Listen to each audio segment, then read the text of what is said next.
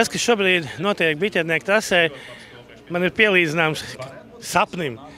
Jo īstenībā es jau tepat staigājot preses konferences laikā teicu kolēģiem, ka man liekas, ka tas nenotiek īstenībā. Nu, tas jau vairs nav sapnis, tā jau ir uvertīra, tas jau ir sākums visam. Jā, tātad pasaules rallija krosa čempionāta viens posms nākošais gads Rīgā. Un tā ir jau realitāte. Jā, nākamā gada rudenī, augustā vai septembrī, šeit jau norisināsies viens no pašlaik pasaulē populārākajiem autosporta veidiem – Rallija krosa čempionāta pasaules kausa posms. Šodien biķernieku trasē tika prezentēta, iezīmēta tā daļa trases jau ir gatava, daļa trases vēl tiks būvēta.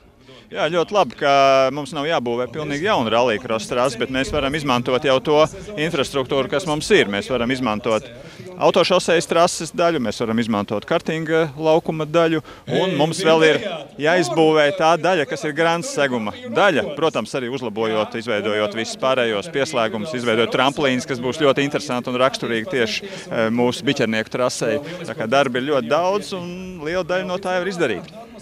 Tur mežā ir pietiekami rūms, lai ievietotu trasi? Jā, tas jau ir izpētīts diezgan pamatīgi. Gan mūsu projektētāji Latvijā to ir izpētījuši no tāda ceļbūves viedokļa, gan ārvalstu trašu būvētāji, projektētāji, tāda Apex firma ir arī izvērtējuši šo te iespējamību. Tas ir iespējams. Es domāju, ka šeit mēs vēlreiz apliecinam to, ka biķerniekiem nacionālās sportbāzes status ir piešķirts pilnīgi pelnīti. Ja, par to jau liecināja vērienīgās speedway sacensības, kas pie mums norisinājās, arī citos sporta veidos starptautiska mēroga, pasaules mēroga sacensības. Un šis jau būs, es domāju, tas pašlaik augstākais punkts, kur mēs tiecamies. Nē, es tā galīgi pavisam uztraucies, bet bišķi uztraucies. Es šādi esmu runājis. Man tas Zolberg bijis ar interviju ar Burns.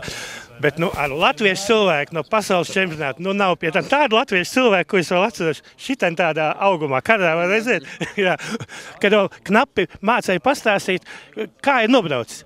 Kā tad iet tagad šobrīd? Iet ideāli, kā redz saulīt spīd. Esam paziņojuši to, ka nākamgad Latvijā būs pasaules rallija krosa čempionāts un kas var būt labāks īstenībā.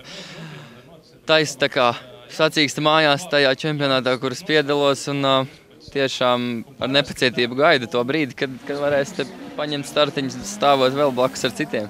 Es staigāju šodien te uz priekšu uz apakaļ, un man likās, ka tas, ko es redzu, nenotiek īstenībā.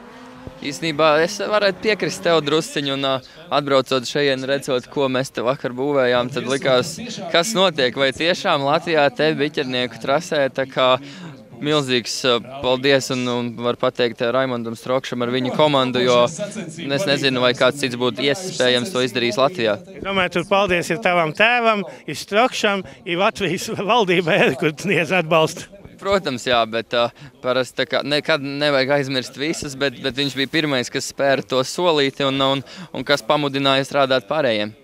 Man nav skaidrs, par kuru laiku tas Strokšs to visu uzspēja izdarīt. Vai tu esi pārvērējis jau to pietātu un bijību pret Zolbergu? Jo es sapratu sākumā, ka tu pilnīgi tādā neticēji. Kā tas tā? Es ar viņu uz vienu piedestālu. Sākumā, protams, tā sajūta bija tāda dīvaina un tu stāvi uz vienu starta un domā, viņš tāds pieredzējis, varbūt, ka jāpiebremzē, jāparojās, bet trasē draugu nav. Un šobrīd, ja es eju, tad es nepiedalos sacīkstēs, lai tikai piedalītos, bet lai uzvarētu un cīnītos par uzvaru. Tā kā man viņš ir draugs, kurš tā kā ir labs pat draugs, bet trasē draugu atkal nav. Tur var uzbikstīt un nebaidos aizbraukt viņam garām. Bet tu viņu esi šeit sadusmojis, vinējot viņu Norvēģijā, jo viņš jau tagad kratīja pirkstu un teica, ka nākošais gads jāvinē viņam Rīgā. Pagājušajā gadā es viņu vinnēju Norvēģijā. Es domāju, ka tas jāizdara arī šogad vēlreiz Norvēģijas posmā, kas jau ir pēc neilga laika, un tad viņš būs vēl divreiz dusmīgāks. Un tad vēl trešoreiz tepat Latvijā jāpieveic. Pasaules rallija krosa čempionāts nākošais gads Rīgā.